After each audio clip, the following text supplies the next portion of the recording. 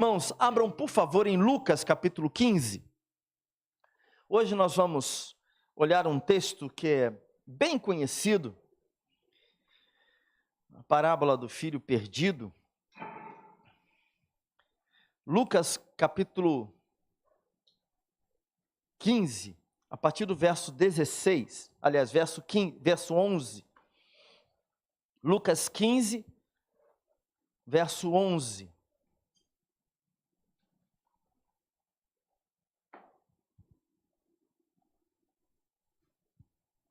O texto nos diz assim: Jesus continuou: certo homem tinha 2 filhos. O mais moço deles disse ao pai: Pai, quero que o Senhor me dê a parte dos bens que me cabe. E o pai repartiu os bens entre eles. Passados não muitos dias, o filho mais novo, ajuntando tudo o que era seu, partiu para uma terra distante e lá desperdiçou todos os seus bens, vivendo de forma desenfreada.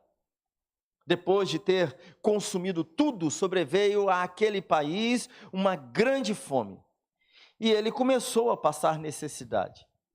Então foi pedir trabalho a um dos cidadãos daquela terra, e este o mandou para os seus campos a fim de cuidar dos porcos. Ali ele desejava alimentar-se das alfarrobas que os porcos comiam, mas ninguém lhe dava nada. Então, caindo em si, disse: quantos trabalhadores de meu pai têm pão com fartura, e eu aqui morrendo de fome? Vou me arrumar, voltar para o meu pai e lhe dizer: Pai, pequei contra Deus e diante do Senhor. Já não sou digno de ser chamado de seu filho. Trate-me como um dos seus trabalhadores. E arrumando-se, foi para o seu pai. Vinha ele ainda longe, quando seu pai o avistou e, compadecido dele, correndo, o abraçou e o beijou. Notem, vou repetir esta parte. Vinha ele ainda longe, quando seu pai o avistou e, compadecido dele, correndo, o abraçou e beijou. E o filho lhe disse: Pai, pequei contra Deus e diante do Senhor. Já não sou digno de ser chamado de seu filho. O pai, porém, disse aos servos: tragam depressa a melhor roupa e vistam nele. Ponham um anel no dedo dele e sandálias nos pés. Tragam e matem um bezerro gordo. Vamos comer e festejar, porque este meu filho estava morto e reviveu, estava perdido e foi achado. E começaram a festejar. Louvado seja o Senhor pela sua palavra. Os irmãos podem sentar, por favor. Meus irmãos, todos nós experimentamos algum grau de afastamento da comunhão com Deus, com o Senhor. Todos nós. Em algum momento da nossa história, aliás, em alguns momentos da nossa história, experimentamos algum grau de afastamento. Deixamos de orar, ou oramos quando surgem aqueles problemas, aquelas fases mais complicadas, ou quando estamos num dia bem complicado, mais difícil, aí falamos com Deus, buscamos a Deus, pedimos para os irmãos orarem por nós, clamamos, abrimos o coração, andamos pelas ruas pedindo: ó Deus, tenha misericórdia, Deus tenha misericórdia.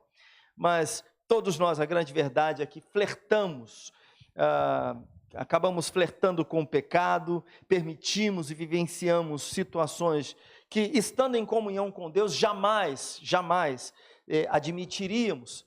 Mas isso faz parte, acontece na nossa vida quando nós nos distanciamos do Senhor de alguma maneira. Quando deixamos de falar com Ele, quando deixamos de ler a sua palavra, quando abandonamos as disciplinas espirituais, a leitura, a oração, a devoção ao Senhor, ou melhor dizendo, a meditação nas Escrituras Sagradas, o silêncio diante da palavra de Deus para ouvir o Senhor. Gostamos muito de falar, encontramos dificuldade de silenciar diante das Escrituras Sagradas, permitindo que a palavra de Deus caia sobre o nosso coração. Então, quando abandonamos essas coisas, quando vamos relaxando com essas coisas e até mergulhamos numa espécie de ativismo religioso, é natural que nos sintamos como que afastados de Deus, a comunhão enfraquecida. E todos nós experimentamos isso. Portanto, esta parábola aqui, eu creio que tem a ver com todos nós. Nenhum de nós aqui pode dizer, isso não tem a ver com a minha vida. Nenhum de nós aqui pode dizer, essa palavra não diz respeito a mim. Sim, diz respeito a todos nós. E por várias razões. A primeira delas é porque o filho mais novo resolveu sair da casa do pai, indo para um lugar distante. Nós também, por vezes, nos distanciamos de Deus. Podemos continuar na casa do pai, frequentando uma igreja, mas ainda assim nós percebemos quando nós nos distanciamos do Senhor. Estamos na casa do pai, mas não no pai, compreende? A segunda razão é que o filho foi viver de maneira irresponsável, gastando a sua vida, né? E nós também fazemos isso. Nós em algum momento também vivemos e praticamos, fazemos coisas de maneira irresponsável e gastamos a nossa vida com aquilo que nós não deveríamos gastar. Exemplos rápidos, né? Bem rápidos. Internet, redes sociais, quanto tempo nós não gastamos nessas coisas? Facebook, Instagram, quanto tempo nós não gastamos as nossas vidas nessas coisas? E deixamos de lado aquilo que é essencial, que é a meditação na palavra, que é a comunhão no corpo de Cristo, que é a oração. Deixamos essas coisas de lado e mergulhamos de cabeça em tantas outras. Gastamos a nossa vida com tantas coisas. Eu já tive que disciplinar o meu coração, porque me vi gastando a minha vida excessivamente com, por exemplo, futebol. Com o meu Flamengo, o Renato vai rir. Mas ele também já gastou a vida dele com isso, sem querer te acusar, mas eu acho que já. Que ele também gosta muito de futebol, né? Mas a gente, notem que é um risco, e que nós podemos acabar caindo nesse tipo de coisa. Eu já me peguei durante a semana inteirinha, tendo muito prazer em discutir futebol, ou coisas ligadas ao futebol, e perceber que eu não estava gastando tanto tempo assim com a palavra de Deus. Eu tive que botar o pé no chão e falar, peraí. Tive que pisar no freio, né? E eu estou falando de mim, que sou um flamenguista, mas eu tenho vascaíno aqui no nosso meio, tem tricolores aqui entre nós, temos até um corintiano entre nós, isso é uma loucura. E se a gente não tomar cuidado, a gente gasta o tempo com muita coisa que a gente não deveria gastar. Mas esse filho também desejou alimentar-se daquilo que não prestava, de colocar para dentro aquilo que não o alimentava. Ele desejou se alimentar dessas coisas. Aí esse filho também desejou voltar para a casa do pai e pedir perdão. Nós também, isso faz parte da nossa vida, também já vivenciamos isso.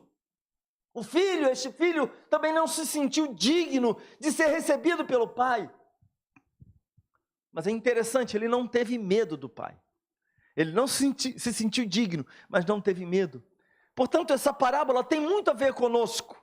Nós nos identificamos muito com esse filho mais novo, como também poderíamos dizer que nos identificamos bastante com o filho mais velho, que nós não trataremos dessa questão hoje. Mas Jesus contou esta parábola, meus irmãos, para confrontar os religiosos que o interpelavam. Ele contou esta parábola, isso logo no início do capítulo 15, vai dizer assim, versos 1 e 2, aproximavam-se de Jesus todos os publicanos e pecadores para o ouvir. Os fariseus e os escribas murmuravam dizendo, este recebe pecadores e come com eles. E aí Jesus começa a falar, né? Ele vai tratar de alguns assuntos e entre eles ele vai falar dessa questão do filho perdido. Nesses versos 1 e 2, Jesus fala sobre essa questão dos pecadores, como ele recebia, Lucas está relatando isso para a gente, como ele recebia os pecadores, aqueles que eram desprezados. Nos versos 3 a 7, Jesus fala daquele que havia estado no aprisco, a ovelha perdida, mas que depois ele recebe essa ovelha, coloca sobre os seus ombros, cuida dela e o faz com muita alegria. Nos versos de 8 a 10, o assunto, ele trata da mesma questão, mas usando uma outra parábola, falando sobre a dracma perdida, uma mulher que perde uma moeda que era muito importante para ela, que representava muito para ela. Então ela procura essa moeda diligentemente e encontra essa moeda. De igual forma, Deus diligentemente encontra os seus. Nós encontramos uma correlação até mesmo com essa parábola do filho perdido, que o Senhor encontra aqueles que são os seus e se alegra com esses, né, que estavam perdidos e que se arrependeram e retornaram. Essa parábola, meus irmãos, ela da dracma perdida, aliás, as duas também, essas parábolas têm um sentido, têm uma mensagem única aqui. E nesse texto que nós lemos, nós temos aqui 5 estágios na vida desse filho pródigo, né? Poderíamos destacar aqui o primeiro estágio no versos 11 a 13, que é a partida desse filho pródigo, esse filho gastador, desperdiçador. Nos versos 14 a 16, nós temos aqui a miséria, a descrição da miséria desse filho. Nos versos 17 a 19, nós temos a contrição desse filho, que olha para si mesmo e percebe, olha, está tudo errado, eu preciso retornar. E aí nos versos 20 e 21, o retorno dele, e no verso 22 ao verso 24, nós temos a aceitação, o pai recebendo este filho de volta. Mas eu quero falar aqui sobre alguns aspectos da vida desse filho mais novo, a maneira como ele viveu, as atitudes que ele tomou. O primeiro aspecto que eu quero analisar com os irmãos é a insatisfação dele. No verso 12, logo no início aqui no verso 12, o texto diz, o mais moço deles disse ao pai, pai, quero que o Senhor me dê a parte dos bens que me cabe. E o texto diz que o pai repartiu os bens entre eles, né? É interessante quando eu falo aqui de insatisfação, porque este filho ele demonstra aqui que a companhia do pai já não preenchia mais a sua vida. Ele, na verdade, está querendo viver de maneira independente, e todos nós sabemos de alguma maneira, já experimentamos isso, esse desejo pela independência, né? Eu já contei para os irmãos o que eu vivenciei na minha adolescência, quando estava começando a querer colocar o nariz para fora da água. Eu queria ir para a praia e eu queria ir sozinho, né? E minha mãe disse, não, você vai com o seu primo Cláudio. Eu falei, não quero ir com meu primo. E meu primo era um amigo, né, muito chegado, andava com ele o tempo todo, mas eu queria ir para a praia sozinho. Por quê? Porque eu queria me sentir independente, né? Queria me sentir um adulto.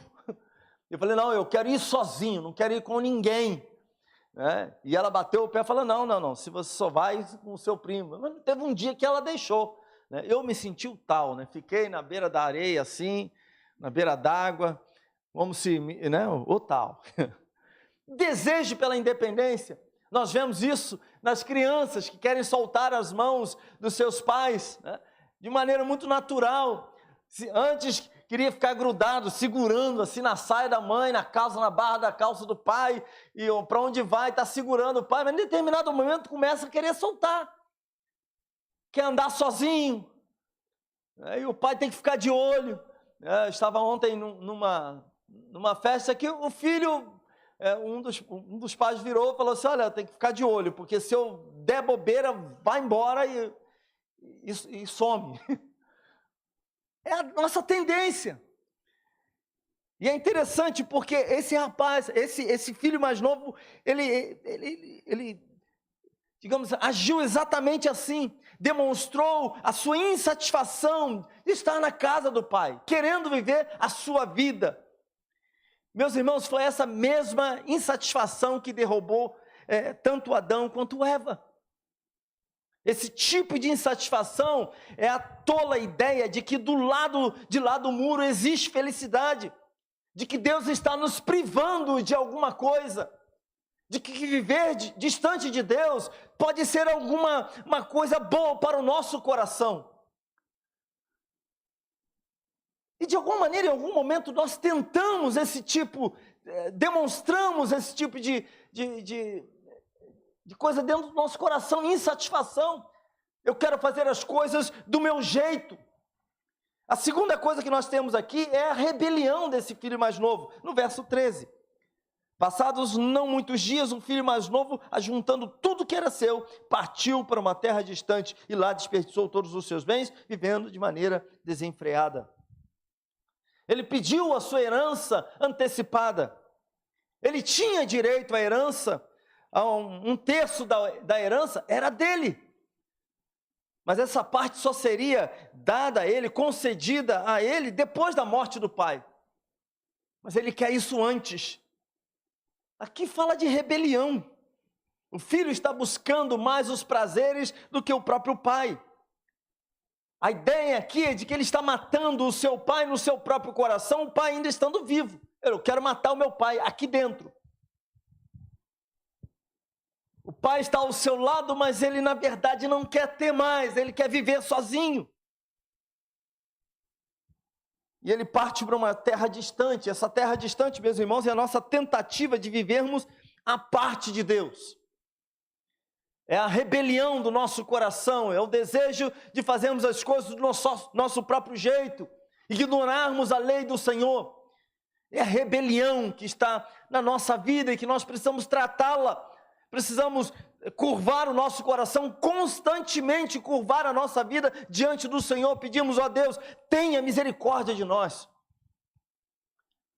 Uma outra coisa que nós temos aqui, um outro aspecto na vida desse filho mais novo, é a sua dissolução. Versos 13 e 14, né? Eu li o verso 13, o verso 14 diz assim: depois de ter consumido tudo, sobreveio àquele país uma grande fome, e ele começou a passar necessidade. O filho mais novo deu a si mesmo tudo aquilo que seus olhos estavam pedindo. Tudo que ele desejava, eu vou fazer. Aquilo que lhe atraía, ele simplesmente fez. Ele não se privou de nenhum prazer. Ele dissipou o seu dinheiro com tudo aquilo que vinha à sua mente. Ele dissipou a sua vida, ele dissipou a sua saúde, a sua honra, com aquilo que ele não deveria. E meus irmãos, o mundo tem luzes convidativas, atrativas. Pare e pense. Se você, mesmo agora andando de acordo com a vontade de Deus, mas se você se permitir certas coisas, você perceberá essas luzes convidativas, atraentes. Mas o pecado, precisamos entender, o pecado é uma fraude, guarde isso no seu coração. O pecado é uma fraude. Ele promete vida, mas ele paga com morte. Ele promete liberdade, mas ele escraviza. Ele promete felicidade, mas ele deixa um vazio na alma. Ouvi certa vez alguém dizer que o diabo é um estelionatário. Ele promete uma vida cheia de encantos, mas joga você num chiqueiro. E foi isso que ele fez com esse jovem. E é isso que ele faz nos nossos dias. Esse mundo tenta nos encantar, mas isso tudo é uma fraude. As propostas deste mundo, elas vão nos encantar em algum momento, mas isso tudo é uma fraude. Nada disso nos preencherá de verdade. Olhe para todas as pessoas, ouça o testemunho de todos aqueles que caíram, que se afastaram. Todos eles vão dizer, eu estou vivendo mergulhado nisso, não consigo voltar. Minha vida está afundada no pecado. O diabo fez isso, jogou aquele filho mais novo num chiqueiro. E ele tem feito isso com milhares de pessoas. Que têm se sentido atraído por essas luzes do pecado. A outra coisa é que nós vemos aqui a degradação desse jovem. Nos versos 15 e 16, então, foi pedir trabalho a um dos cidadãos daquela terra, e este o mandou para os seus campos, a fim de cuidar dos porcos. Ali ele desejava alimentar-se das alfarrobas que os porcos comiam, mas ninguém lhe dava nada. O passo seguinte da dissolução, meus irmãos, é a degradação. Um judeu jamais cuidaria de porcos. Ele jamais teria aquele trabalho. Eles geralmente colocavam isso sobre os cuidados de gentios, de pessoas que não eram ligadas ao povo de Deus. Mas notem que depois da dissolução, o que nós vemos é de fato a degradação. Esse jovem ficou só, ficou com fome, foi parar na lama, literalmente, cuidando de porcos e sendo tratado da pior maneira possível. O mundo nos degrada, o pecado degrada o homem, nos faz chegar ao fundo do poço. E nos versos 17 a 19, que nós temos aqui, é a decisão desse rapaz diante de tudo isso. O texto nos diz: então, caindo em si, notem isso, disse: quantos trabalhadores de meu pai têm pão com fartura, e eu aqui estou morrendo de fome? Vou me arrumar, voltar para o meu pai e lhe dizer: pai, pequei contra Deus e diante do Senhor, já não sou digno de ser chamado de seu filho, trate-me como um dos seus empregados.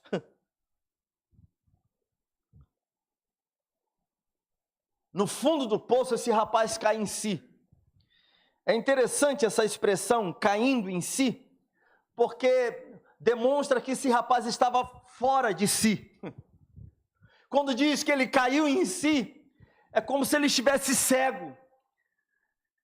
É como se ele estivesse fora de si, como se o bom senso tivesse sido arrancado do seu coração. É como se ele estivesse anestesiado, embrutecido. E é isso que o pecado faz conosco. Ele embrutece, ele anestesia, ele cega, ele tira de nós o bom senso. E passamos a viver e fazer coisas que nós não faríamos.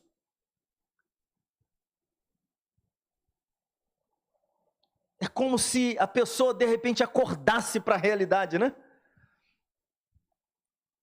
Eu não sei quantos aqui já viram uma pessoa sonâmbula, que chega ao ponto de se levantar da cama, ir para a cozinha ou para algum cômodo da casa e ficar ali parado assim. Parece que a pessoa está acordada, mas é assustador, né? Acho que foi na minha casa uma vez, uma das minhas irmãs, que ficou numa situação dessa aí, de parar e começar a conversar. Eu falei, tá, ficou maluco, né? Tu olha assim, aconteceu alguma coisa, né? Mas estava ali conversando, dialogando. É como se nós estivéssemos exatamente nessa situação.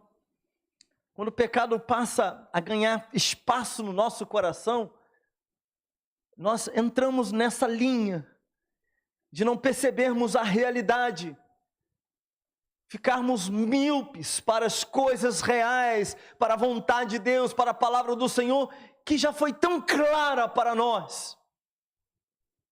Olhamos para algumas coisas e parece que aquilo já não nos incomoda mais. Ficamos anestesiados, embrutecidos. Mas o texto diz que ele se lembra da casa do pai, e ele admite o seu fracasso, ele cai em si, ele volta à realidade, ele volta a perceber, a sentir, passa o efeito da anestesia. Ele acorda para a realidade, ele olha, eu vou ter que voltar para a casa do meu pai, olha que estado eu cheguei, olha que ponto eu cheguei. Ele põe um ponto final nessa descida de ladeira na sua existência.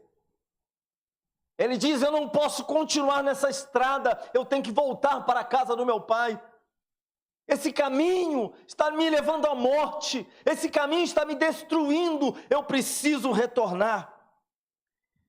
E é interessante porque em seu arrependimento, ele não faz exigências. Mas o que nós percebemos nele é penitência. Ele não se apresenta querendo nada, mas ele chega suplicando pela misericórdia do Pai. É isso, é dessa maneira que ele se apresenta. E após isso, após a sua decisão, que nós vemos na vida desse jovem é uma ação. É interessante porque nos versos 20 e 21, diz-nos assim: e arrumando-se, foi para o seu pai.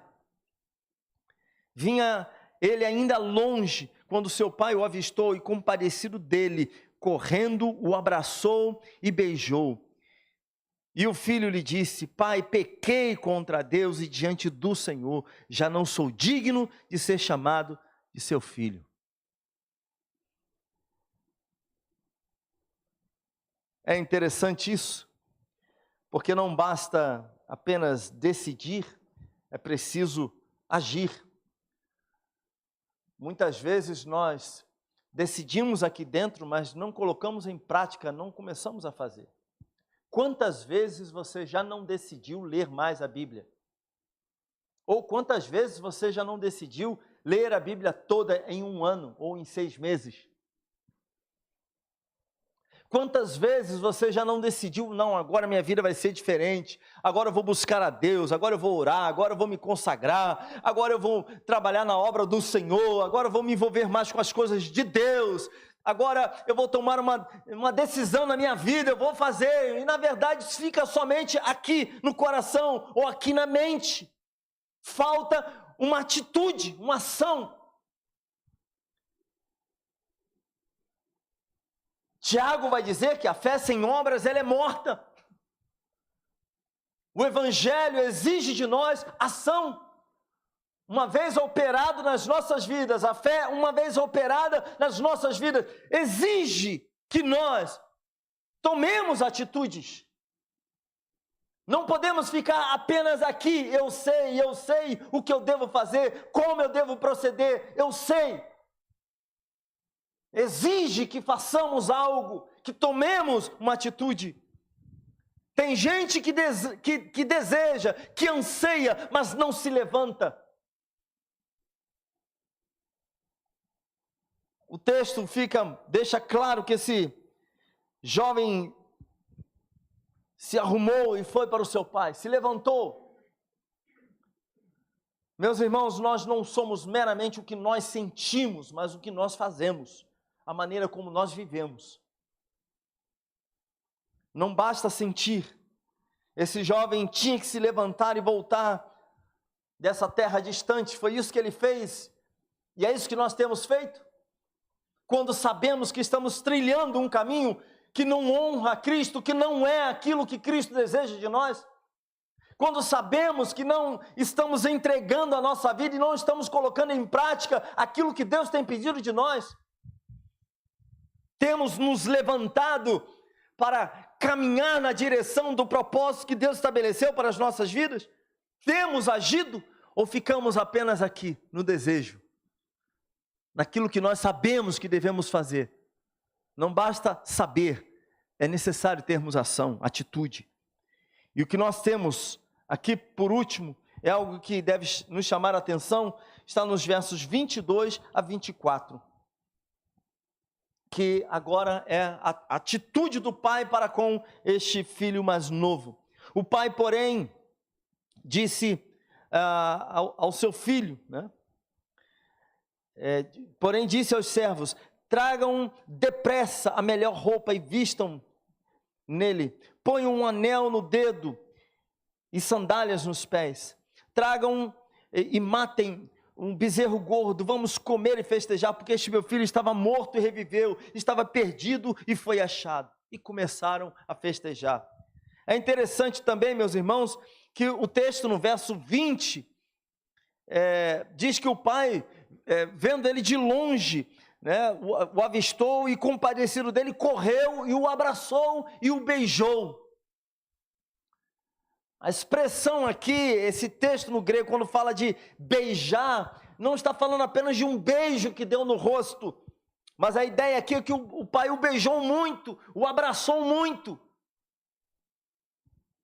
Esse filho mais novo é surpreendido com a atitude do pai, com o perdão do pai, com a misericórdia do pai.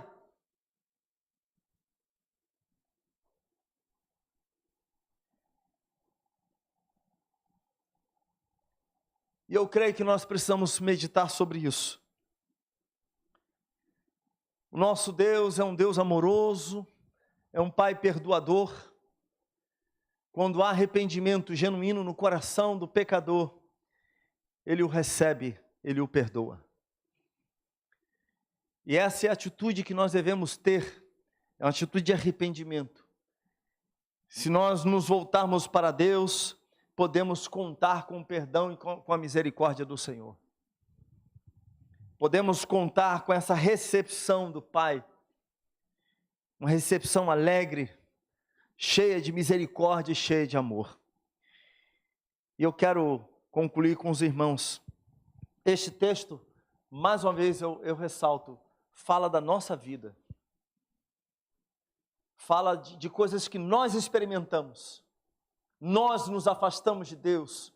Nós tentamos trilhar a vida do nosso próprio jeito. Nós mesmos, de maneira muito arrogante, trilhamos o nosso próprio caminho, tomamos as nossas decisões, resolvemos no nosso coração agir, fazer, permitimos que sonhos e muitas coisas brotem dentro de nós, seguimos o nosso próprio caminho e nos afastamos de Deus. Queremos viver de maneira independente e precisamos, meus irmãos, nos voltar para o Senhor. Também percebemos em nós a degradação, a dissolução, a rebelião, a insatisfação, tudo isso é percebido, é visto dentro de nós em algum momento da nossa vida. Quantas vezes não nos comportamos ou não agimos como se estiver como pessoas insatisfeitas diante de tanto amor do Senhor, de tanta graça recebida, de tantas bênçãos derramadas sobre as nossas vidas, tanto cuidado de Deus, ainda assim nos mostramos insatisfeitos. Isso diz que nós precisamos refletir, parar para pensar mais. Eu creio que esse é um pecado que nós cometemos, a falta de reflexão. Agimos e vivemos a nossa vida assim, na correria, e não pensamos nos feitos de Deus, na misericórdia do Senhor, no perdão do Senhor, na graça de Deus, naquilo que Ele já fez nas nossas vidas. E vemos, portanto, o nosso coração ser tomado por insatisfação. Isso acontece nas nossas relações, na relação conjugal, é ou não é? Qual esposa aqui nunca se viu insatisfeita com o seu marido? Cleidinha nunca, eu acho. Certamente. Oh, Jesus. Ela é uma mulher de Deus. Gente boa toda a vida. Para me aturar, gente boa. Mas qual filho nunca se viu insatisfeito na casa do pai? Na casa da mamãe? Quem de nós nunca se viu tomado por insatisfação com a igreja, com os irmãos, com os amigos, com os familiares, com o trabalho? É o seu trabalho. Ah, mas eu ganho pouco. Mas é o seu trabalho. Seja grato a Deus. Ah, não ganho o que eu gostaria. Se eu for perguntar aqui, se todos nós, né? Todo mundo vai dizer, não ganho o que eu gostaria de ganhar, não. Você pode estar ganhando 50 mil, mas eu gostaria de ganhar um pouquinho mais, eu acho que eu mereço, sabe? É insatisfação. Está no nosso sangue, no nosso DNA, está no nosso coração, e nós precisamos tratar disso e pedir a Deus: Senhor, tenha misericórdia de mim, ajuda-me, que eu possa sempre voltar os meus olhos para o Senhor. A rebelião, o pecado, meus irmãos, o desejo de contrariar, também é algo que é visto já na infância, o filho querendo contrariar o pai. É algo visto na adolescência, é algo visto na fase adulta. o desejo de se rebelar, de dizer que é contra. É visto no meio político também, né? É assim. Não, se ele for a favor, eu vou ser contra. Mas por que disso, gente? É a rebelião no nosso coração. Aconteceu lá no Éden e continua acontecendo hoje. E que nós precisamos tratar. Precisamos tomar cuidado, meus irmãos, com tudo isso. Que o Senhor tenha misericórdia de nós e que nós estejamos atentos a tudo isso. Só o Senhor na nossa vida. Precisamos do perdão de Deus, da misericórdia do Senhor. Se você está neste caminho, abandone isso em nome de Cristo Jesus. Se você já está mergulhado, se você já se vê tomado por essa degradação, se você já se percebe assim, na miséria espiritual, retorna para o Senhor. Ah, mas eu pequei, estou tão distante. Retorna para o Senhor, arrependa-se, retorne para Deus. Que o Senhor te receba, e Ele o faz. Que o Senhor o receba com beijos, com abraços, que o Senhor restaure a sua vida. Que Ele restaure o seu coração, que Ele assim nos abençoe e tenha misericórdia de nós, amém? Curva a sua cabeça em nome de Cristo Jesus.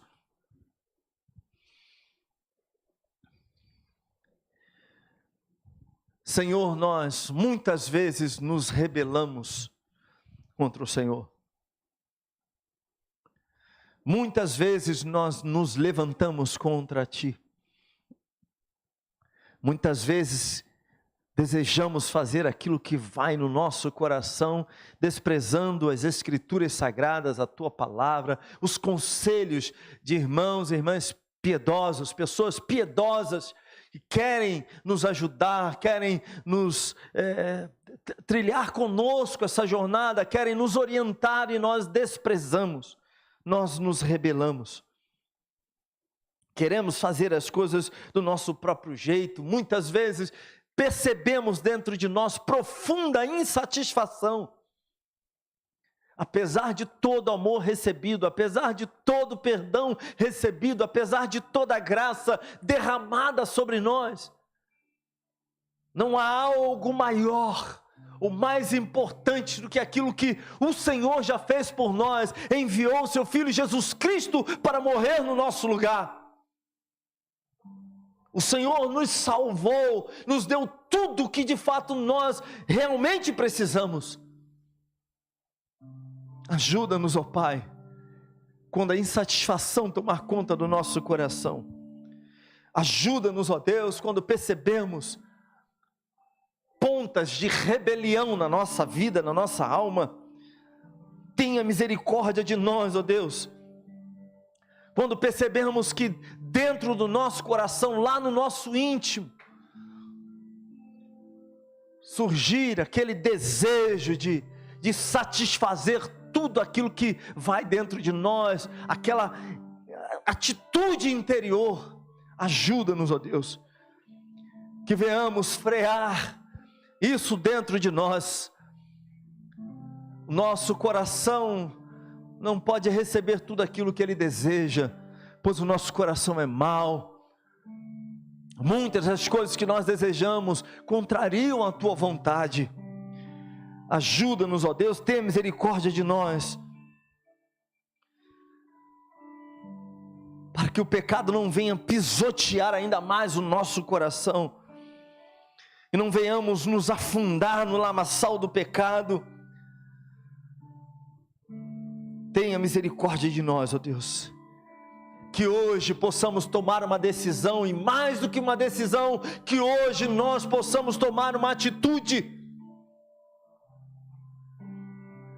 Venhamos decidir e venhamos fazer algo.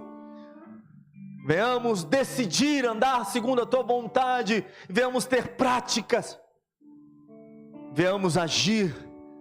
Ajuda-nos assim, Senhor. Nós pedimos e confiamos, pedimos a tua graça sobre nós e queremos dizer: confiamos no teu amor e no teu perdão. Que o Senhor tenha misericórdia de nós, em nome de Cristo Jesus. Amém. A do Senhor Jesus Cristo. Amém.